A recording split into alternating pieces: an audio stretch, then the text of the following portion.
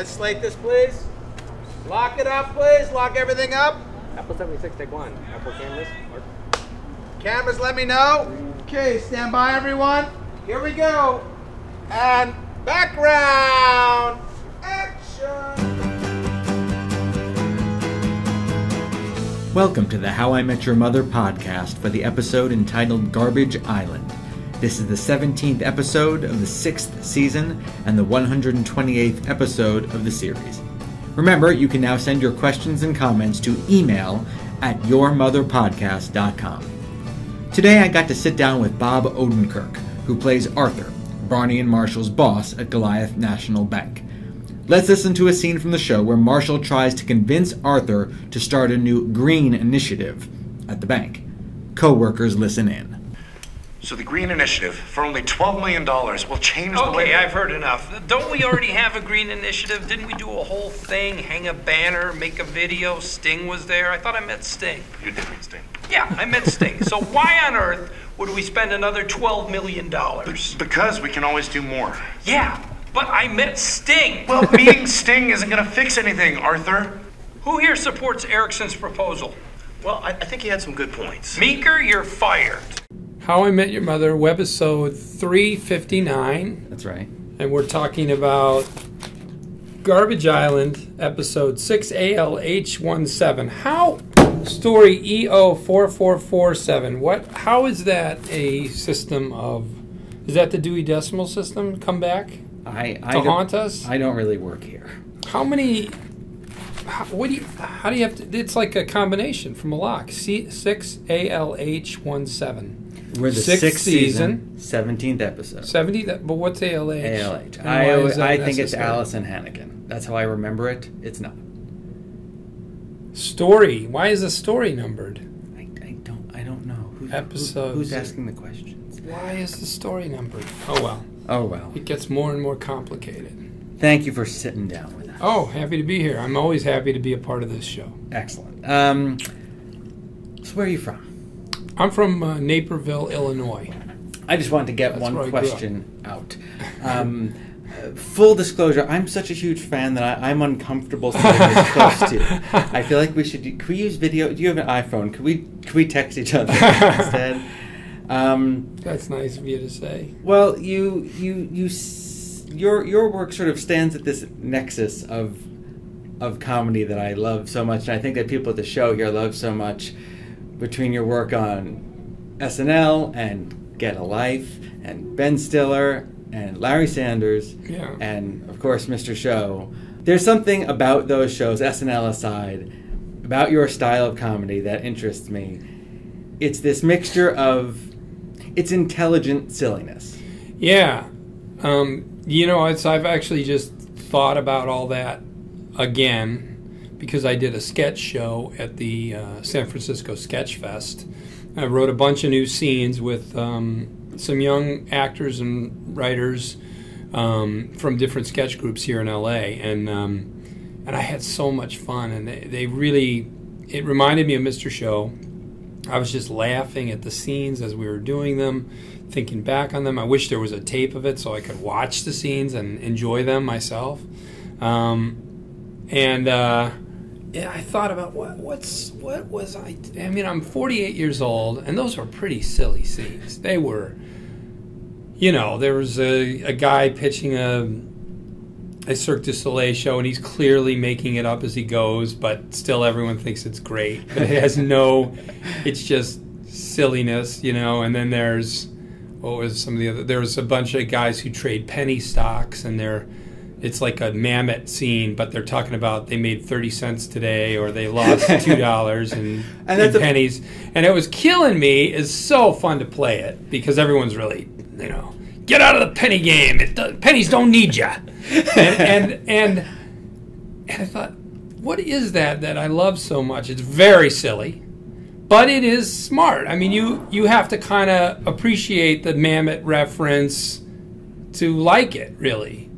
And so, it's, I guess you'd call it hopefully smart or kind of informed silliness. And I think, I always reference Monty Python because that's the show I love the most, and over the longest amount of time, and I think that was true of them. You know, there are a lot of their references were maybe even more like, you know, classical, whatever, Right. Proust or whatever. Right. You know, but they were being very silly. One thing that made me think when I learned about Python, because I have a friend who's written a couple books about them and knows them all well, is just that when I discovered many years ago that a lot of their characters or situations were references to people in culture in England.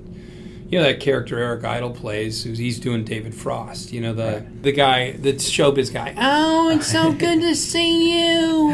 Yes, how are you? You know, that guy. And he did versions of him a couple times. But, you know, you don't need to know that to just laugh at this character. Right. Now, you also have a kind of team that has surrounded you, sort of come in and out. I wrote down some names: Sarah Silverman and Jack Black and Janine Garofalo, David Cross, and Mary Lynn Breisgau. How did you all, because you've moved in and out together between Mr. Show and Larry Sanders and Arrested Development, how did you guys find each other or well, find I mean, the same that whole sensibility? group came about when I moved out to from SNL to when I left New York working at SNL and I came out to LA. And it kind of, that group coagulated around a show called The Uncabaret, which was a weekly show where people did what what people referenced as alternative stand-up. But, you know, it was just, I mean, to me, it's just comedy. It just isn't as packaged as, you know, the kind of thing that had dominated in the stand-up clubs for the years before, when there was this stand-up boom, where everyone was doing a version of Jerry Seinfeld. Right. And I love Jerry Seinfeld, but, you know, he's really good at himself. We don't need more people. But anyways, it was like, we all were doing, you know, what I consider just good stand-up, and I think more related to a lot of great stand-up from many years before. I mean, Andy Kaufman, Richard Pryor, you know, George Carlin, those guys were more free form and stuff. So that's what we were doing, and so that's really where that group met, and we continued to work together over the years to come. I don't see those guys as much anymore, but I mean, I saw Janine 3 weeks ago, and we did some interviews, and David and I still talk all the time. Which I think we're glad. The world is glad for that. Well, we wish we could work together, and we always are cooking up ideas and things we could do, but the problem is David does not like living in L.A. I don't blame him. I've heard his stand-up. He does not like I don't blame living in him. LA. I get it. I totally get it. I have kids. My wife is a manager. I'm going to be living here. I'm not moving anywhere. But if I had my way, I think I like San Francisco or Chicago, and I certainly like New York. I don't think I like it as much as he does, but I love visiting there. So, you know, that's just hard. You know, we've talked about so many things. We've even written a lot of sketches and short films and things, but it's just when you're not in the same city, man, you know, it just doesn't come together. How do you write? It's changed a lot over the years. I mean, I really, for 15, 20 years, I'd sit down and just sit my ass in that chair and stare at a blank page and get to it. I'd say for, you know, a good 12 to 15 years. And I think in the last couple years, I'm a little more able to... I guess my life is busy enough and things sort of come to me and I make a little mental note of them. And then when I sit down to write, I'm working off an idea that I know I like already. And I guess I'm more, I'm a little less trusting of hard work. I think when it comes to writing, this is just me, and after many years of doing it, the ideas that come to me in a more complete form, or until I have that voice, I don't trust it. If it's just hard work and sweat that churns out that piece, whatever it is, screenplay, short, you know, piece, I throw it out. It's not good. But, you know, for instance, I had this idea that I've been writing these short pieces for magazines, and I got something in the New Yorker this week, which is really exciting for me because, you know, as a writer, you know, Woody Allen's written there and a lot of great writers. So just to be a part of that club a little bit is really cool. And I've written for Vice magazine now, and I had an idea for something, and I just knew there was an idea. Knew there was a good piece there, but I didn't quite have it. So I sat down and took a run at it, and then I didn't kind of like where it was going, and I stopped. And then just as I go about my day, a lot of times it comes to me, like the voice of the piece, you know. I think screenplays are a little different. Screenplays maybe, you know, yeah, you gotta apply the elbow grease. As an actor too, do you combine the two creations at once? If you're working certainly on a shorter form, if you're working on a sketch, are you also getting up and acting finding out that character and hearing? You'll do it aloud, yeah, definitely. You know, you should know and sort of enjoy the voices of anything you're doing enough to sort of want to say it aloud. You know, it makes you laugh or it gets you charged up. So yeah, I mean, but I don't really act it out so much. But I might talk it out while I'm sitting there. Mr. Show and certainly Tim and Eric. Yeah. These are, I wouldn't call them the anti-Saturday Night Live, but there's a clear difference there. Yeah. Is there something that you learned, or I don't know what the opposite of learned is, but unlearned on Saturday Night Live that propelled the more there's a lot. stuff? There's a lot that I got from my experience at Saturday Night Live that I did the opposite of at Mr. Show. One was I even took this to an extreme, to not throw away ideas that people had. You know, at Saturday Night Live, they kind of eat through a lot of ideas and throw a lot away. And oftentimes, as a writer, you'd go, well, I think that's a good idea. You might just need to be rewritten or thought about a little. But where at SNL, it's like, it's a guy who does this. Why? I don't get it. You know, whatever. And it's in the garbage. Or one read through and it didn't work and they throw it out. And at Mr. Show in particular, I would, any idea that was pitched, I would sort of sit and talk through it a lot for a long time. And I thought that did two things. One, at Saturday Night Live, people would pitch stuff that they didn't even like. They just thought, I got to pretend I'm writing here. I got to try to look like I'm working. And then that's a waste of everyone's time.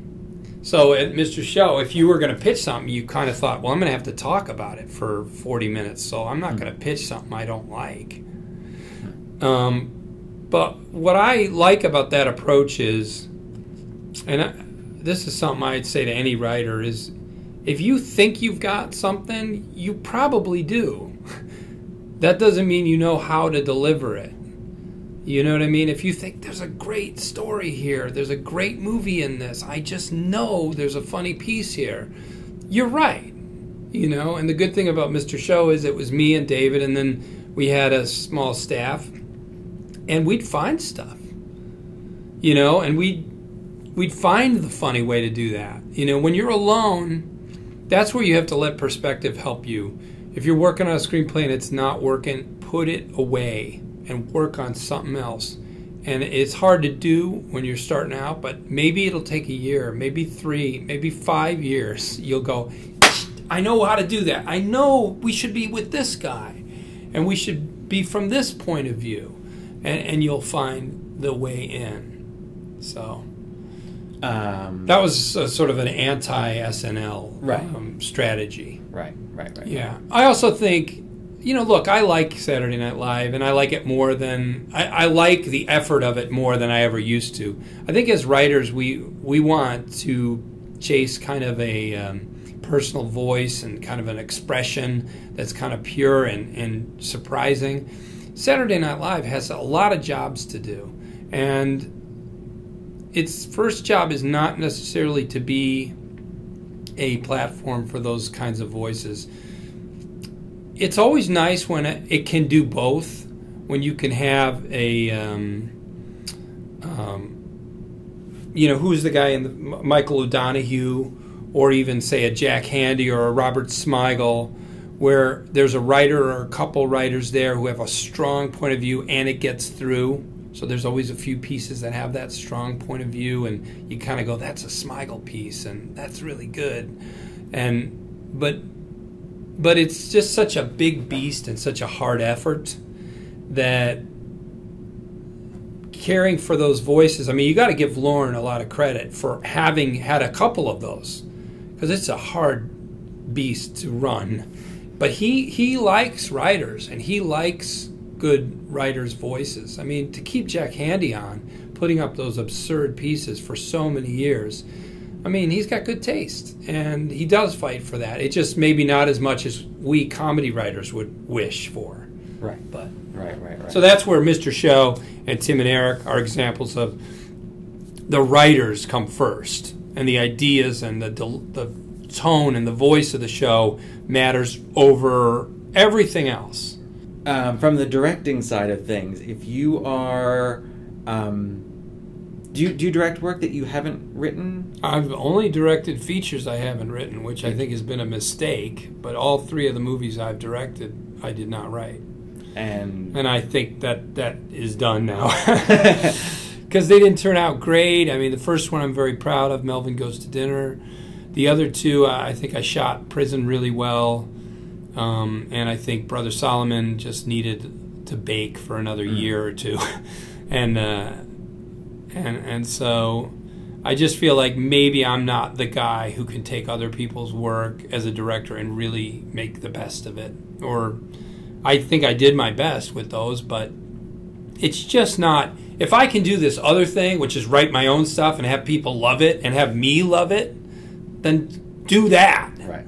You know, and I'm gonna. I'm absolutely gonna do that. And from a director, what do you look for from a director? Well, one of the great things about doing all the things I've done is I have a real understanding, I think, of how an actor thinks and how a writer thinks and what they're concerned about. And as a director, I mean, I think some directors come from the technical side, DPs, you know, directors of photography, and I come from the acting side, the performing side. So I always look for a director who thinks about that, and actually I like to think that they think about it first. So when they say cut, the first thought they have is not, we have to move a camera, but the first thought is, actors, here's what's happening. You guys are doing great. Because as an actor, you're like, once you get to know your part, like here I am on this show, and I think I know the tone of this show now, and I know my character. But the first couple times you do it, you're like, is that good? Is that what you want? Bigger? Smaller? I mean, tell me where I'm at. It's not like uncertainty or self-doubt. It's just wanting to make it right. So I just, as a director, I always talk to the actors first, and I think about that first. And then I go, okay, now let's worry about the lighting or the camera movement, you know. But I think that's, I think it's good. Now you hear about great directors. I mean, Woody Allen famously doesn't tell the actors anything. And I think the way it's presented is like, if you know, if you're doing it right, whatever your instinct is, that's all I want to use. And if it's not right, you're fired. Right. And I just, I don't know. I think some actors have a little bit of range, and you can tell them, no, you're off there, and you're approaching this wrong, and you can help them. But he doesn't like to get involved in It's that. more directing as casting. Yes, right. Just simply cast it and then just back off. I get that because sometimes actors give themselves too much credit for like, look, I can do it any way you want. When it's like, most actors kind of bring a certain energy, and that's how they do it. But I think there's got to be a happy medium, right? Between not talking to the actors at all. Right. Doing the David Mamet thing, right? Or just say the words, don't act. Right. Do you either as an actor or director, do you like rehearsal? Yeah, I think rehearsal can be very helpful. I'm not quite sure. I don't know my place with rehearsal quite yet. You know, there's guys like Sidney Lumet who rehearse the hell out of stuff, and then there's people like Judd, who basically, you know, and he has all his directors, Paul Feig and Greg Mottola and all those guys who direct for Judd. He has them kind of rehearse on camera. Just roll the camera and just shoot them doing the scene over and over and over. Which you have to have a lot of money to do that, right, because that costs a lot. Most people can't afford to do that. But there's got to be. It depends on the writing. You know what I mean? I mean, How I Met Your Mother. There's a precision to this. They're packing a lot of story into these. So if you started going randomly and dragging stuff out and playing it out more and building. You know, it could be fun. You could get some good scenes, but you would never get the rest of the show in. Right. So you just have to do this the way it's written. So finally, to How I Met Your Mother, something of an Odenkirk reunion. We've had Will Forte. Yes. We've had Chris Elliott. Yeah. People that you've worked with before. How did the show come to you? Well, it was one of those great things where they offered it to me, and I guess they're Mr. Show fans or whatever, and Larry Sanders fans. It's a great part for me, Artillery Arthur. You know, I'm people like when I get mad. They like to watch me get mad because I can do it so quick. My dad was the same way, and so I know I can do that, and it's fun to play a pissed off white guy, white guy boss. Yeah, so it's well written every time. Every time I've got a little moment, it turns, it moves. So I'm a very lucky guy to be offered parts like this and get to come in and wander into a well-oiled machine and do a fun scene that has a meaning and is well done. So I'm just a lucky guy. That's how it came to me. All right, cool, man. Thank you very much. Thank you. Thanks for listening to this week's podcast. You can send your questions and comments to email@yourmotherpodcast.com. Remember to watch How I Met Your Mother on CBS Monday nights. And every day in syndication, check your local listings. Become our friend on Facebook and learn more and watch exclusive videos at cbs.com. Follow us on Twitter at himium_CBS. Get tweets straight out of the production office at himiumprod. Go behind the curtain of the writer's room at himium_writers and commune with Barney at Bros Life. My name is Alec Lev.